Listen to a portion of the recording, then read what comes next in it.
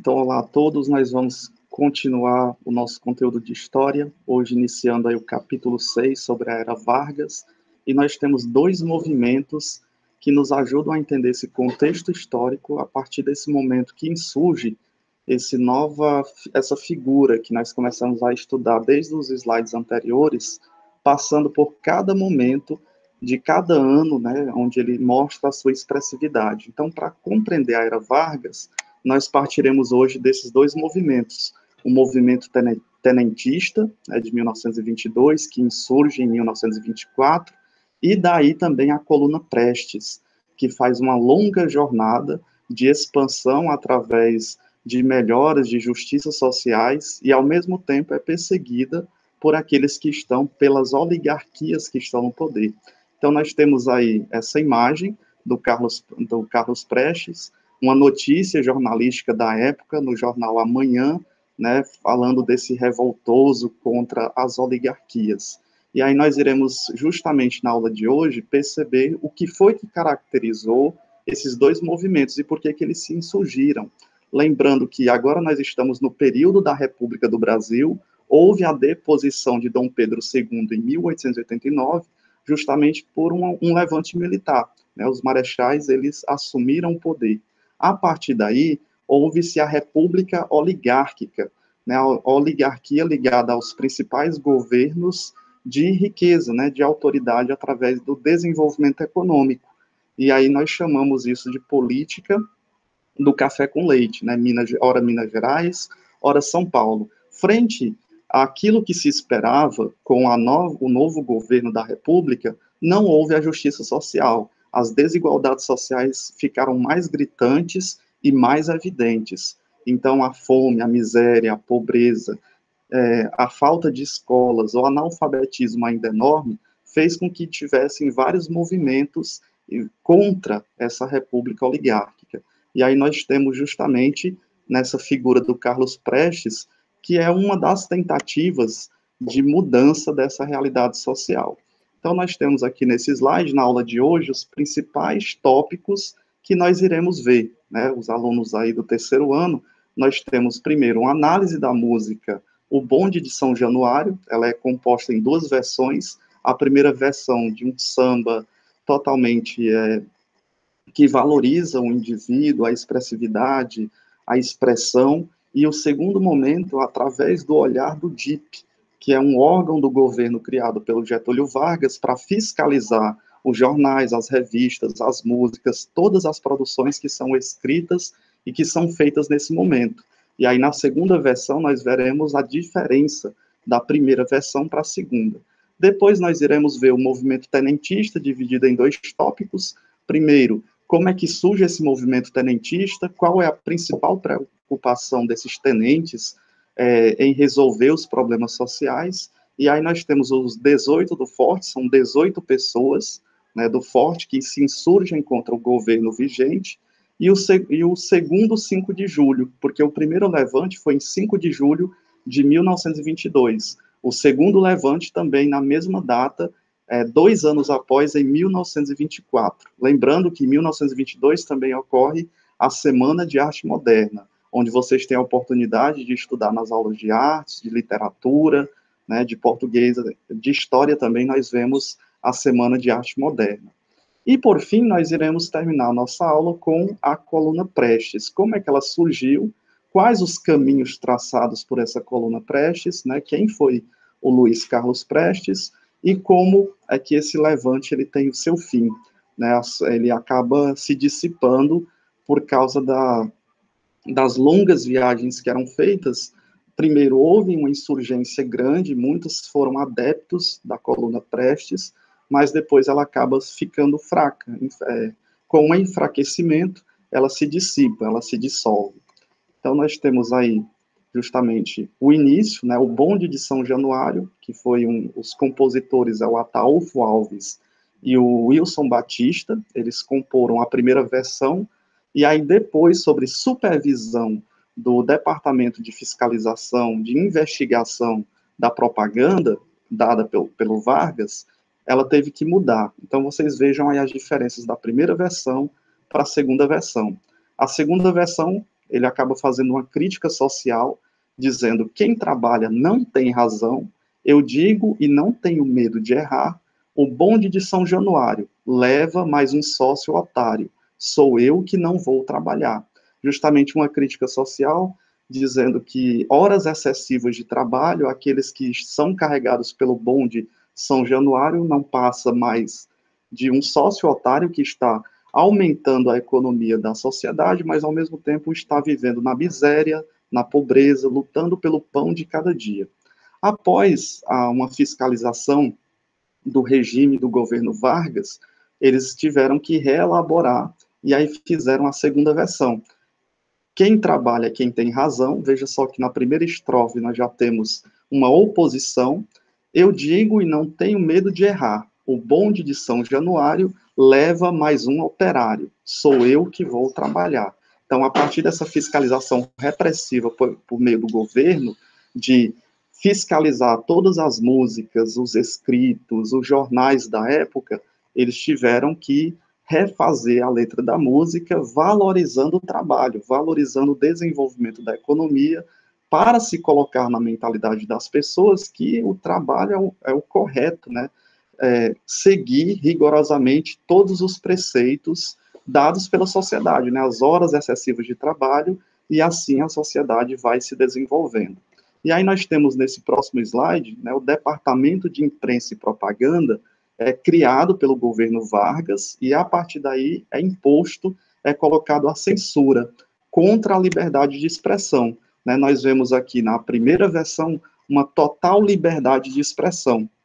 Ele faz a sua crítica social em relação ao ato de trabalhar, em relação ao operário. Já na segunda versão, nós vemos um alinhamento ao governo, às ideias de nacionalismo, de progresso, de sentido positivo do trabalho. Então, antes de ser censurada, o samba, o bonde de São Januário, vocês podem até encontrar no YouTube essa letra da música, tinha uma visão negativa sobre o trabalho.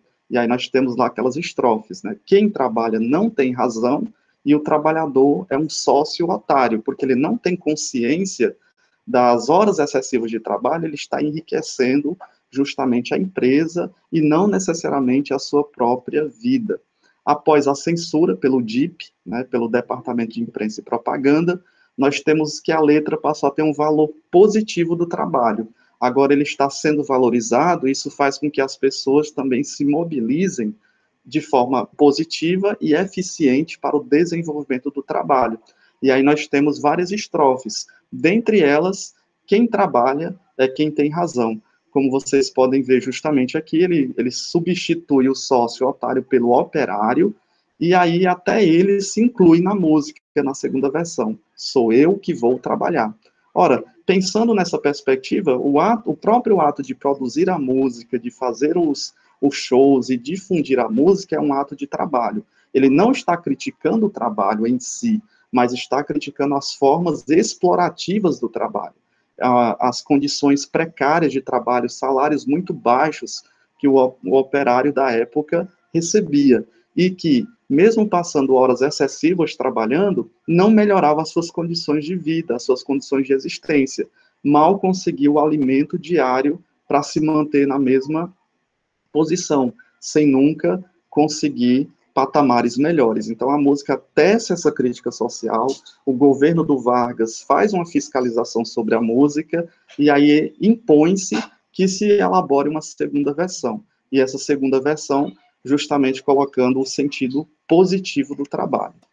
Outro ponto que nós vemos, já que a música coloca justamente as questões sociais, de injustiça, de desigualdade, são os movimentos que vão surgindo. Ora, se pensava que a República ia trazer os melhores benefícios para a sociedade, já que o imperador Dom Pedro II não tinha as condições políticas vigentes para esse desenvolvimento que era almejado.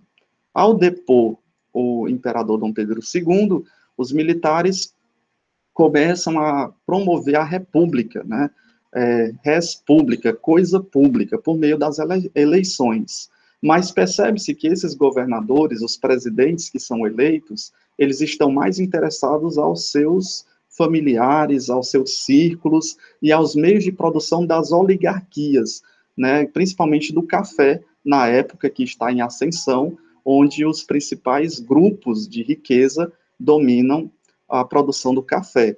Então, o grupo de militares liderados por capitães e tenentes do exército, que estavam insatisfeitos com o tratamento dado pelas oligarquias. Então, dentro do próprio exército, claro que tinham aqueles que apoiavam a oligarquia, principalmente eram beneficiados pelo sistema oligárquico, mas dentro da mesma corporação do exército existiam aqueles que estavam insatisfeitos. E aí eles colocaram objetivos bem amplos. Nós vamos ver objetivos específicos no segundo levante, mas no primeiro movimento tenentista, nós temos dois objetivos que eles são bem amplos. Primeiro, esses tenentistas, né, que esses capitães e tenentes do exército, eles queriam defender os interesses nacionais, valorizar também a produção dos produtos nacionais. E o segundo objetivo amplo era moralizar a política do país, combatendo a corrupção eleitoral.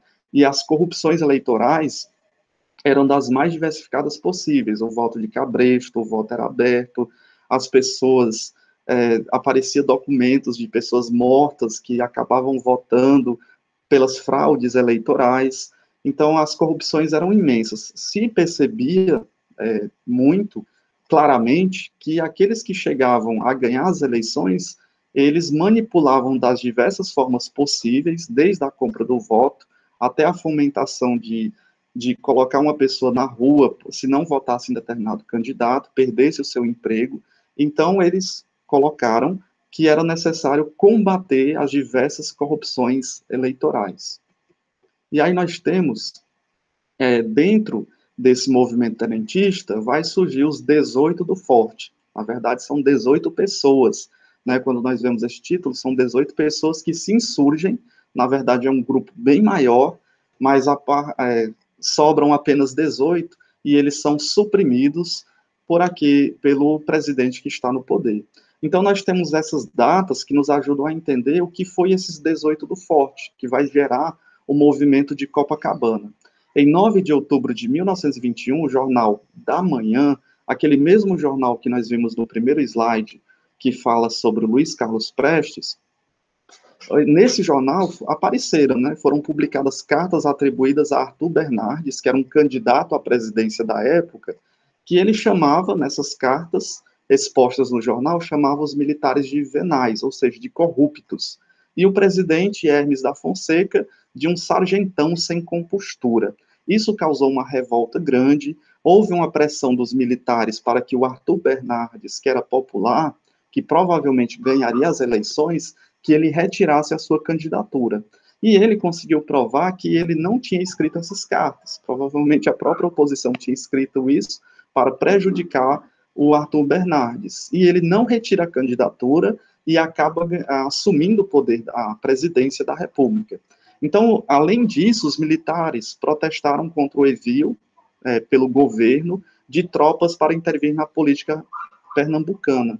O Arthur Bernardes, sendo eleito, ele intervém na política de Pernambuco, e aí o governo manda, né, agora já nas mãos do Arthur Bernardes, ele manda prender o próprio Hermes da Fonseca, né, que era antes o presidente anterior.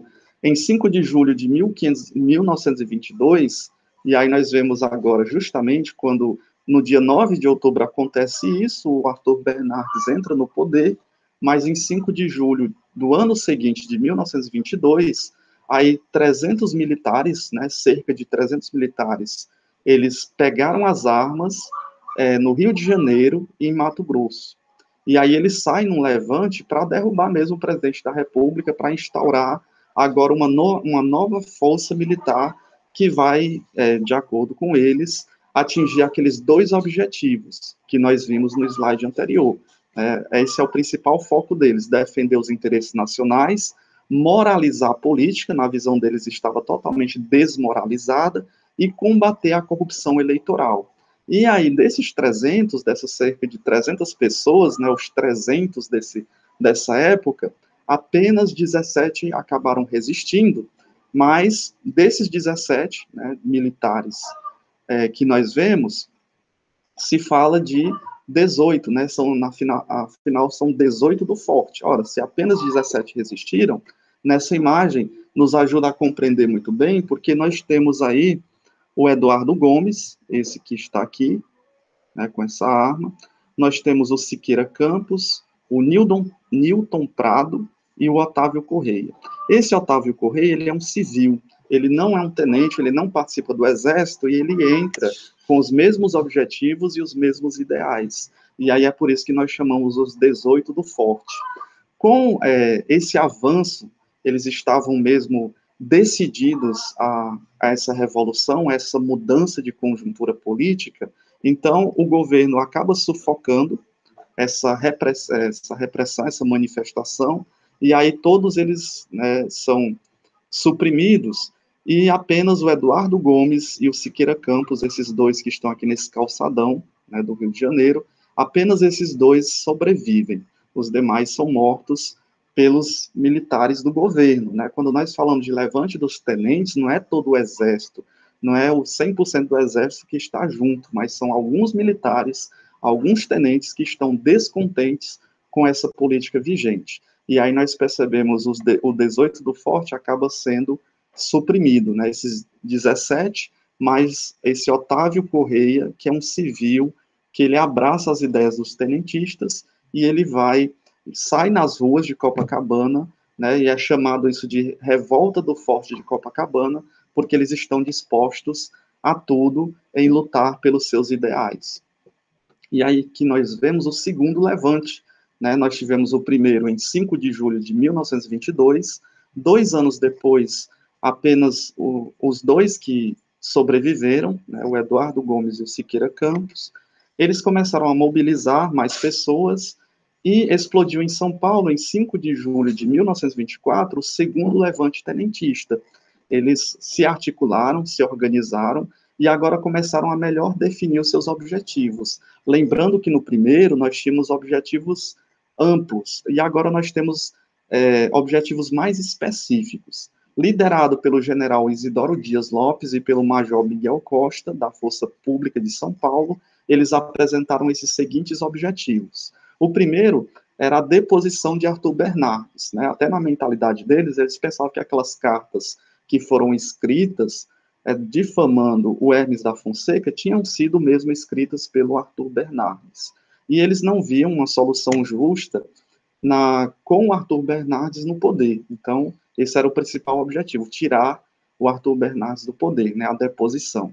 Depois que a sociedade começasse a aderir ao voto secreto, porque o voto nesse tempo era totalmente aberto. Lembrando que nem todos poderiam votar, né, apenas quem tinham condições financeiras suficientes, de acordo com as regras, as leis estabelecidas da época. As mulheres também não votavam, os analfabetos também não votavam. Então, a parcela da população que nós pensamos aqui não é a mesma parcela, na mesma proporção que nós temos hoje. A obrigatoriedade do ensino primário, lembrando que a defasagem da educação era muito grande, o índice de analfabetos era enorme, apenas aqueles que tinham posses poderiam financiar os estudos dos seus filhos, uma melhoria do ensino público, né, mesmo o ensino público para uma pequena parte da população ainda precisava de ajustes, precisavam de melhorias, e a própria justiça, nos meios mais banais que nós podemos pensar, ela precisava ser uma justiça gratuita, que valesse para todas as pessoas e que todas as pessoas pudessem ser beneficiadas. Então, nesses objetivos, nós vemos que nesse segundo levante, de 5 de julho de 1924, agora nós temos objetivos mais claros e objetivos bem mais específicos, né? Melhorar a justiça, melhorar o ensino público, a obrigatoriedade do ensino primário e a adoção do voto secreto, justamente porque se o voto é aberto, todas as pessoas, e principalmente os políticos, iriam saber em quem você votou. Então, se você vota e a oposição ganha, com certeza, durante o mandato desse determinado político, ele vai perseguir aqueles que votaram contra ele, né? Então, era necessário pensar-se na adoção de um voto secreto, onde você não vai ser perseguido depois, senão você pode ser coagido a votar em determinado candidato com medo de futuras perseguições.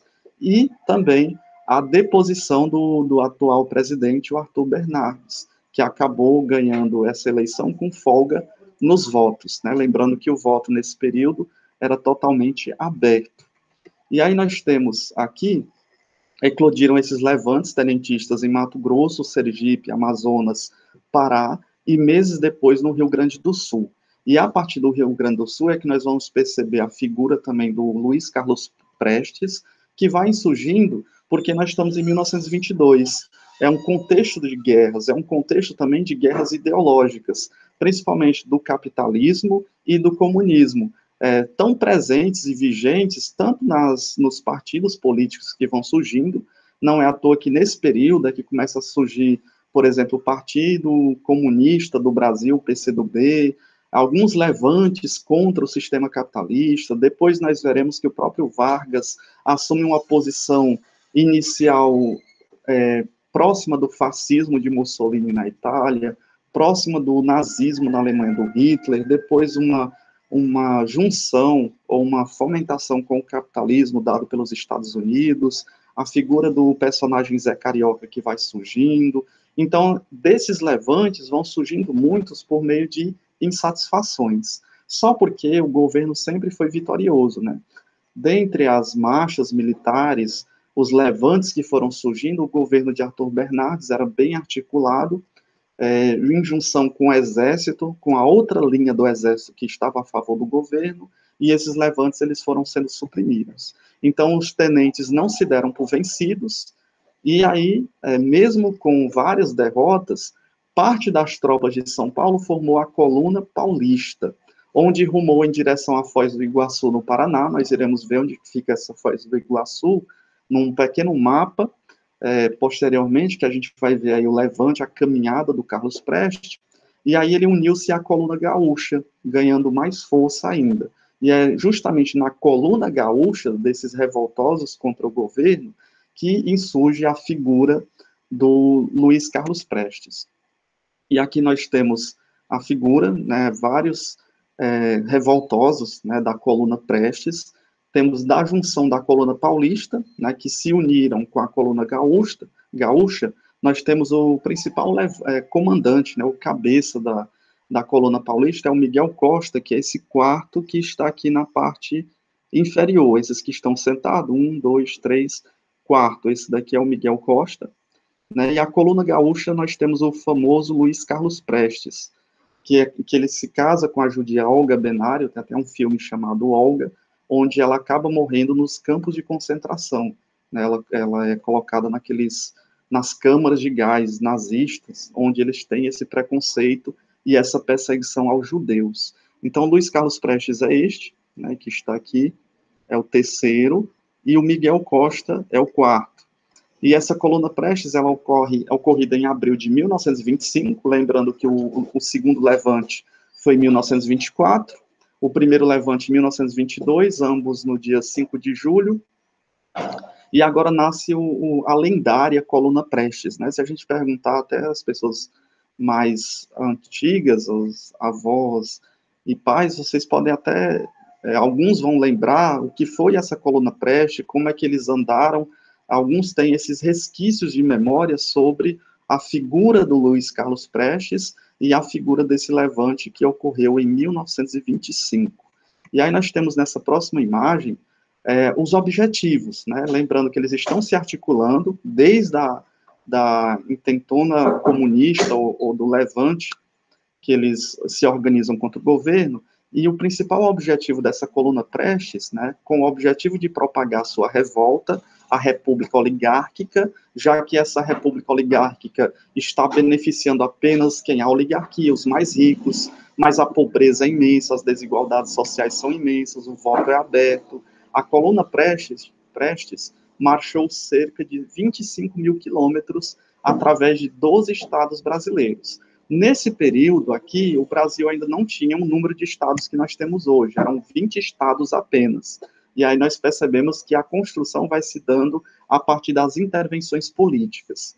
Outra característica é perceber que percorrer 25 mil quilômetros nessa época era muito difícil, não tinha os aviões, carros, metrôs que nós temos hoje. eram praticamente a cavalo ou a pé que se fazia essa incursão pelo Brasil. Essa enorme distância foi percorrida basicamente a cavalo ou a pé, e isso fez com que muitos desses revoltosos, né, desses da coluna Prestes, acabassem se cansando das suas trajetórias, diminuindo o número dessas pessoas que estavam apoiando a coluna Prestes. E aqui nós temos um mapa justamente evidenciando os estados brasileiros, como é que eles vão se construindo, né? Nós vemos que em 1872 o Acre nem existia, né? Depois ele passa a existir em 1920, 1950, 1970, em 1988, que é a data, o ano a última Constituição do Brasil, a Constituição que rege as leis vigentes no governo de hoje, é que se tem a formação dos estados por completo que nós temos no Brasil, com a inserção do Tocantins. Então, até 1980, não existia o estado do Tocantins. Ele só passa a surgir a partir de 1988. E aí, essa coluna Prestes, quando ela se inicia, ela se mantém invicta. E aí, muitos adeptos, principalmente as pessoas que estão mais fragilizadas, e que estão cheias dos ideais de mudança desse governo, né, do governo então vigente do Arthur Bernardes.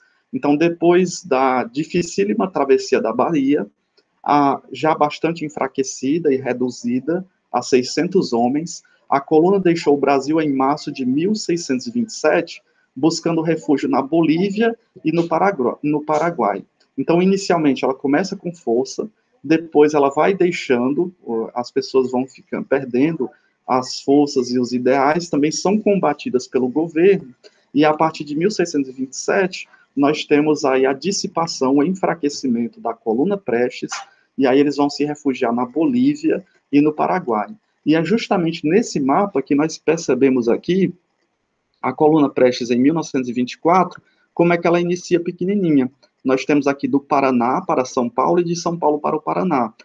Podemos perceber que a seta ela tem duas setas de um lado para o outro. Então a coluna Prestes começa aí, a partir dessas incursões, desse desenvolvimento desses ideais e do número de adeptos. Então um vai avisando ao outro dessas mudanças, dessas possíveis mudanças de propostas. E aí nós temos a coluna gaúcha, né, de 1924 a 1925, e ela está bem evidente aqui no mapa. E aí nós percebemos aqui que essas duas insurgem de maneira pequena, né, no Rio Grande do Sul, Paraná e São Paulo. E aí sim, depois é que vem a coluna Prestes, né, que ela vai do Paraná à Bahia, e nós vemos que essa incursão de mais de 25 mil quilômetros é muito longa, né? Eles começam aqui na Foz do Iguaçu, nós temos aqui a Foz do Iguaçu no Paraguai, ela inicia daqui e vejam por todos os pontos que ela vai andando, ela vai por Goiás, né, passa ainda por Goiás, Maranhão, e aqui no Piauí nós temos justamente a cidade de Picos. Então a própria coluna Prestes passa pela cidade de Picos, e tem muitos relatos de alguns blogs que nós podemos encontrar das famílias mais antigas que relatam justamente essa passagem. Uns tinham medo, né, porque o governo que estava vigente estava dissipando que a coluna Prestes era ligada ao comunismo e provocava todos os tipos de malefícios para as pessoas, né, todas aquelas fantasias criadas pelas ideias, por aqueles que não gostavam das ideias do comunismo, por exemplo. Então, quando se passa na região de Picos, muitos ficam com medo da coluna Prestes nesse período. E aí nós vemos que ela chega na Bahia e aqui ela começa a perder força, né, com apenas 600 homens, muitos já cansados, é uma trajetória totalmente exaustiva, ainda mais andando de cavalo ou a pé, mesmo muitos acabavam com fome, fracos, morrendo, e ainda mais o próprio governo perseguindo esses revoltosos da coluna Prestes, né, dessa marcha da coluna Prestes. E aí nós temos a decadência, que é justamente essa linha azul, que ela é da Bahia, e aí ela começa a voltar e ela vai finalizar lá na Bolívia, né, de abril de 1926 a o mês de fevereiro de 1927. Então, ela, aos poucos, ela vai voltando. Nós temos aqui, volta por Floriano, né? Nós temos aqui na parte de Floriano, aqui no Piauí, e aí ela volta até finalizar, onde eles vão ou para a Bolívia ou para o Paraguai, que eles já estão muito enfraquecidos e com medo de mortes e mais represárias ainda, a coluna Prestes acaba se dissipando. E esse mapa ele é muito elucidativo para percebermos também como é que essa revolta ela ganha um poder estratégico enorme, uma expansão territorial bem grande, né, de 25 mil quilômetros aí, de acordo com as condições da época, eram muito difíceis de se disseminar essas ideias. Hoje, por meio das redes sociais, era muito mais fácil de se levantar essa propagação, né, principalmente por meio das ideias.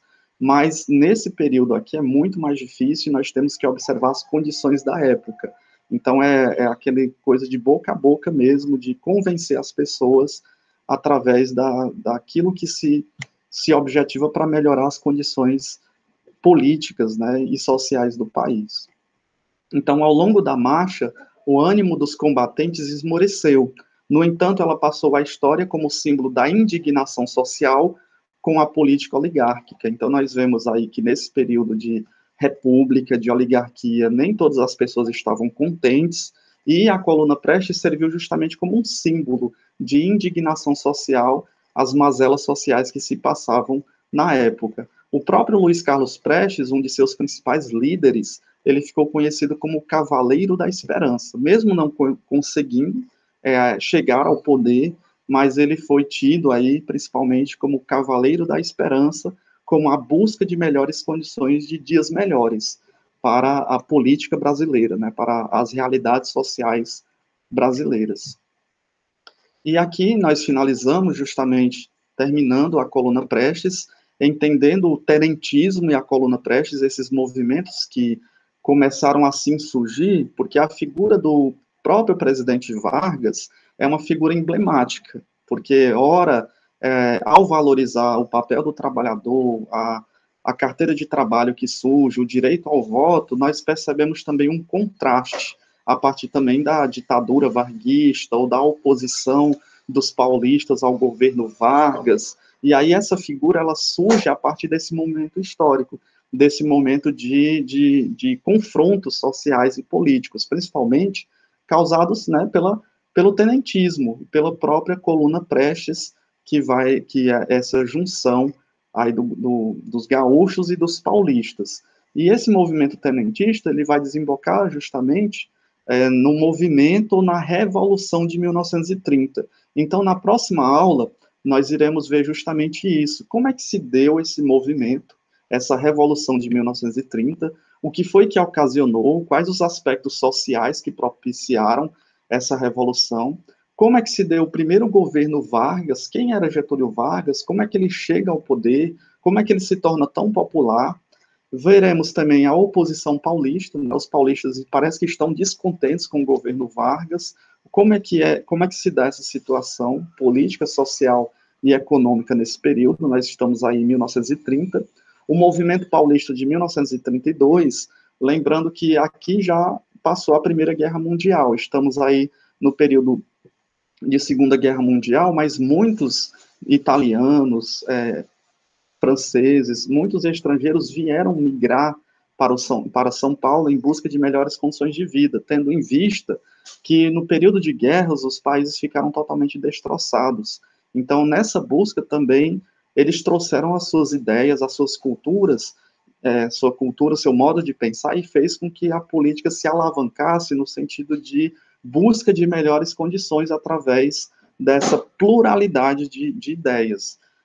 E a Constituição Paulista de 1934, lembrando que nós estamos hoje vigentes pela Constituição de 1988, o que foi que essa Constituição Paulista de 1934 trouxe de mudanças em relação às outras constituições, que foram até objetivos de estudo de nossas aulas passadas. Então, assim, nós finalizamos a nossa aula, colocando esses movimentos de frente para entendermos a era Vargas, do Getúlio Vargas, percebendo as principais mudanças e dentro da conjuntura social, percebendo que dentro do próprio exército, os tenentes eles começam a ficar insatisfeitos com a conjuntura trazida pela República, né, res pública, coisa pública.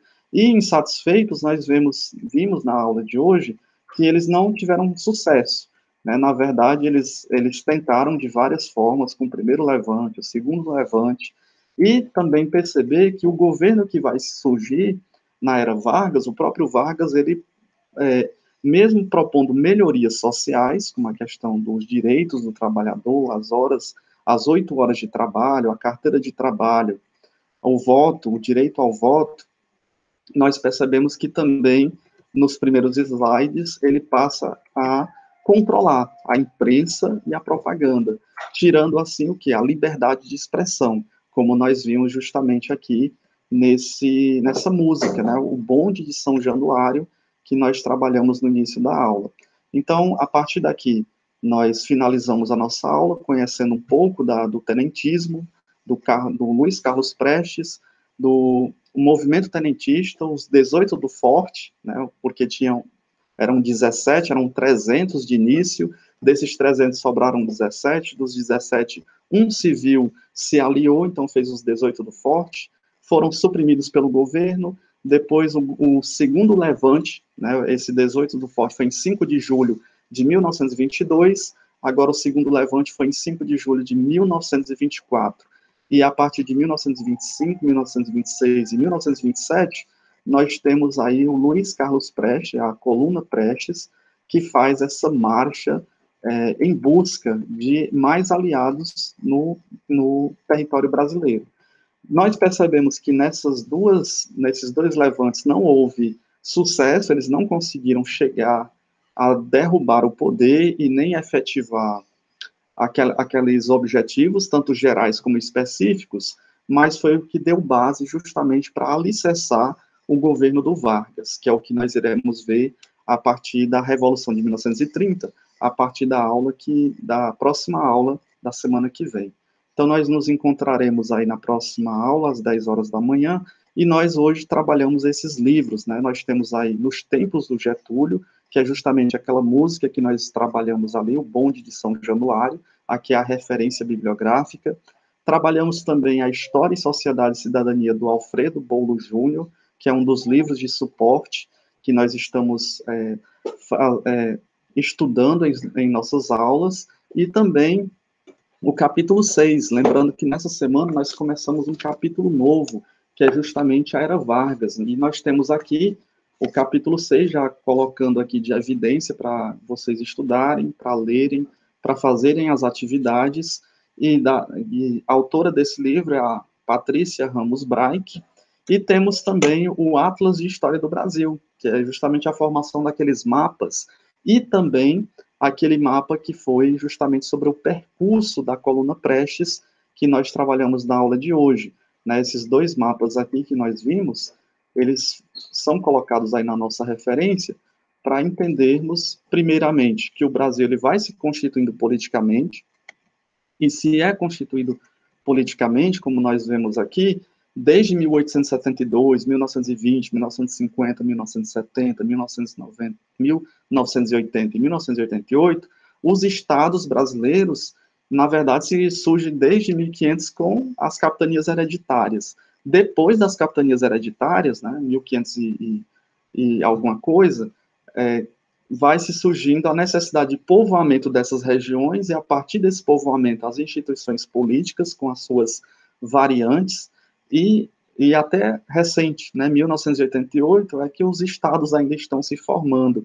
Vai que daqui para frente surjam novos estados, né, principalmente esses estados mais grandes, eles ter a tendência, mas isso por uma questão política de surgirem novos estados. E também esse mapa, que é muito interessante por percebermos até a proximidade da coluna Prestes.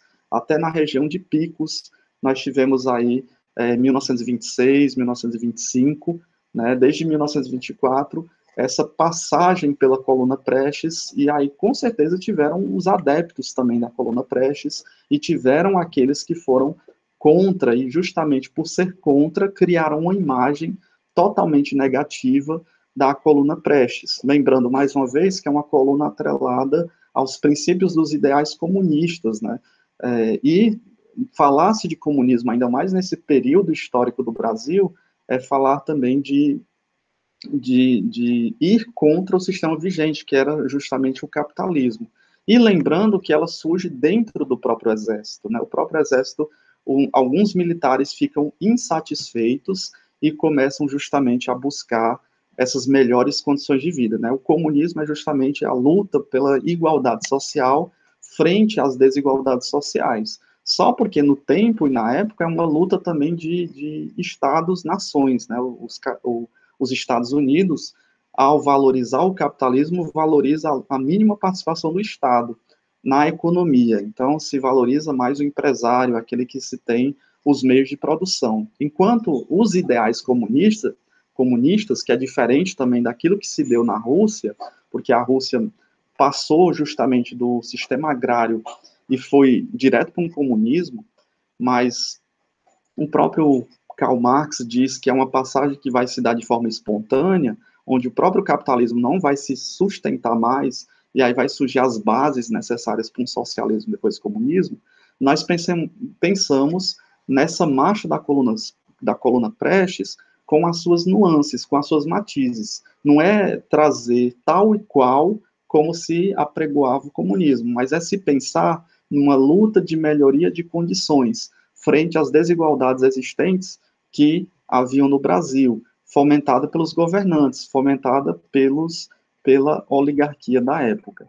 Então, assim, hoje nós finalizamos a nossa aula e nos encontraremos na próxima aula justamente para falar um pouco sobre já o início do movimento da Revolução de 1930, né, movimento ou revolução, esse primeiro governo Vargas, a oposição paulista, o movimento paulista de 1932 e essa Constituição Paulista de 1934. Então, até a próxima aula e bons estudos.